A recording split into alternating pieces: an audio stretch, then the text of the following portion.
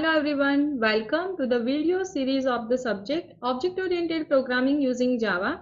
Myself Hemali Shah, I am working as an assistant professor in LG Institute of Engineering and Technology. Now in this particular video lecture, I am going to cover the topic string and string buffer classes and its methods and its use. This topic is a part of unit number 1, Basics of Java. So let's learn about it. First of all, think about this thing. Can't we do like this? Say for the example, I am having one string, I love Java. Can we find the third character of this string? That is a L. Is there any functionality available in Java so I can find the third letter from the available string? Here the same string is available and I want a part of the string that is called the substring. I want only Java from the available string. So can we find the substring from the available string? The same string I am having, I love Java, and I want to convert this all the letters of this particular string to the uppercase. Like this. Can we do? Same string I am having and I want to convert this all the letters in a lowercase. Like this. I love Java, all the letters in a lowercase. Can we do inside the Java? Again, same string, I want to replace some word. Instead of love, I want to replace this love with the like. And I want to convert as a result, I like Java from I love Java. Can we do this replacement of the string parts in Java? Next, I want to concatenate two strings. Say for the example, I want to concatenate this programming with the existing string I love Java. Can we concatenate this two string in Java? Yes, the answer is yes. The built-in class is available that actually supports the string functions, string operation functions. Your Java strings actually represented by using the two ways, either the object of a string class or by the object of a string buffer class, right? So whenever you having the string class, this string class having the mechanism to manipulate your string data, that actually immutable thing. Immutable things, that means whenever you are creating a string, the length of the string and the character that you have stored inside the string that are immutable, that means you cannot change the length and character of the already declared string. And this string buffer actually performs the mutability operation. So whenever you want to change your string content length as well as string letters, you can perform it by using the string buffer with the mutable way, right? So this is the basic difference between this string and string buffer class. So what is the immutability? So here I am having one string Java, and if I am making some operation on the content of this Java string, it actually makes the copy of this existing string content, and the result will be stored inside the newly available memory area. Say for the example, I want to convert this data of a string into lowercase letter. Then this particular result will be stored inside the new memory area, and this new memory area reference will be written. So whenever you want to change the content of the string, and if you want to change the length of the string, at that time it always performs the immutability kind of operation, and it's always make the new memory. While in string buffer, it actually stores your data in a single buffer, and whenever you are performing the operation on the string content, it actually performs on the same memory area, and your actual data will be replaced with the newly available data, right? That means with your result. So here this is called the mutable things. Your data will be changed after creation of your object. Immutability, that means you cannot change the data after creation of the object, right? Here the immutability and mutability, after creating object, if you can change the data then it is mutable. If you cannot change the data, then it is immutable. The string is immutable, then and string buffer is a mutable object in Java. Now more about the string. String is an object of a string class that actually represents the string of characters. That means multiple character sequence that you can represent using the string. The string class belongs to the java.lang package, and which does not require an import statement because this java.lang is already imported package in all the Java files. It is a default imported package. So you don't need to write any import statement in your program. Like other classes, string has the constructors as well as methods. So you can use the constructor to create the string object, and you can invoke the method to perform the operation on the string object. Unlike other classes, string has two operators that you can use with it, plus and plus and equals to. Basically, this is used for the concatenation of two string, right? So this is an operator that you can use with the string object, and this basically not available with the other classes, right? Immutability is provided by this string object. So once you create a string cannot be changed. None of the methods change the original source of the string. Such an object is called as an immutable. Though you are performing the methods and functions on this current object, your actual object will be look as it is. But newly created object will be written, and that newly created object having your result value, that is actually function performed inside the function statements, right? Now, how to create the string? You can create this empty string by using the quotes, double quotes. This empty string has no character. Its length is basically 0. That you can create by using this double quotes, and you can also use the built-in constructor and don't pass any argument whenever you are creating a string object, right? This is called the empty string. Now, not the same as an uninitialized string. This null string you can create like this. You just need to declare the data type as a string, and variable name you can create. This error message will be pointing to the null variable because you are not assigning anything as a value. That's why it actually called as a null string. String storage and indexing. So whenever you are creating string, it actually stores in form of sequence, and you can access this all the characters by using the index also.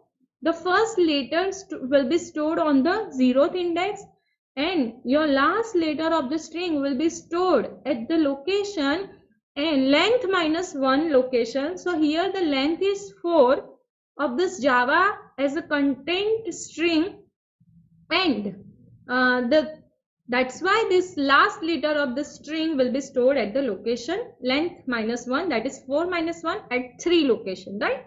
So all the letters will be stored in some index value. Now the constructor that you can use with to create the string object are this basically a copy constructor that actually copies the existing string into newly available string, and which is same as actually not same as the assignment operator. Whenever you are assigning one string content to another string content by using the equals to sign, that is not that will be not same as this copy constructor. This copy constructor having each variable points to the different copy of the string. That means more than one string object will be exist in a heap memory area, and that both will be pointing to the different memory area. Whenever you are copying the content or copying the string by using equals to operator, that actually that both the string object will be point to the single memory area. Here in the copy constructor, both having the different value, right? So this is look like this. This string word you are creating as a content Java, and word 2 having the content having the same content but you are copying the content into new objects. That means will be a two object exist in a heap memory area, but having the data is same, right? Datas are same. Now assignment operator, what will be done inside the assignment operator? So both variables actually points to the same string. Say for the example, word you have created having content Java, string 2 word 2, that you are creating and assigning this word to this word 2 object. So here this word variable and word 2 both are the string variable that actually points to the single memory area. This is the basic difference between the copy constructor and assignment operator in Java. Here the copy will be shared and in equals to, and this copy constructor makes the new object having the content equals to same, right? Now more about this constructors, about other constructors of string class. This most other constructor actually takes an array as a parameter to the string constructor, and that actually creates the string from the array. Like this, you can pass the character array as a parameter, and from the character array it actually creates the string object. Now by using this object you can invoke the functions which are available in a string class. Say for the example, caret function that accept the integer as a parameter, that returns the char value for that particular index, right? Length actually returns the length of the string, that means number of characters available in the string. Format actually converts your string formatted in some specific format. You can use the percentage sign, and instead of a percentage, then that formatted variable you can use, and the place of this formatted variable, it replaces the value that you have passed inside this args parameter, right? Now substring actually returns the substring from the given string. From the begin index you can pass this. All the functions are available in the Java documentation also. You can search this all the function from the Java documentation. How to open the Java documentation, that I have already covered. So you can open that Java documentation, and you can read this all the functions and definition of the function from there also. Substring function with two parameters. You can give the start index as well as end index to fetch the substring from the given string. Caret function again returns the character value at particular index. Contains actually checks whether the thing is available in the source string or not. It returns the boolean. If it is true, then this parameter that you have passed in the function call, that is exist in the source string. Join actually joins the string. Then multiple join functions are available with the different parameter. That means this join is a overloading function. This for the equality checking, that you have the equals function that actually checks the letters available in the source string and passed string. If both having the same letter, then it returns the true. Boolean is a return type. Otherwise it returns the false. You can check whether the string is empty or not by calling the function is empty, right? More functions are available to concat the string. Concat is a function. You can replace the characters as well as character sequence by for that you have the multiple replace function having the different parameter. Overloading. Trim actually trim the leading and trailing spaces from the source string. Split actually split with the regular expression that you have passed as a parameter. Split with limit, you can use another split function, and it actually returns the array of the string.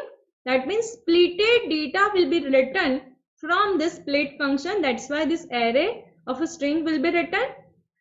This char value actually returns the index of actually returns the index of that particular character, right? And lowercase, two lowercase and two uppercase actually converts your whole the string content into particular case that you as per the function that you have called on the source object. So this all about the string class. Now move on the string buffer.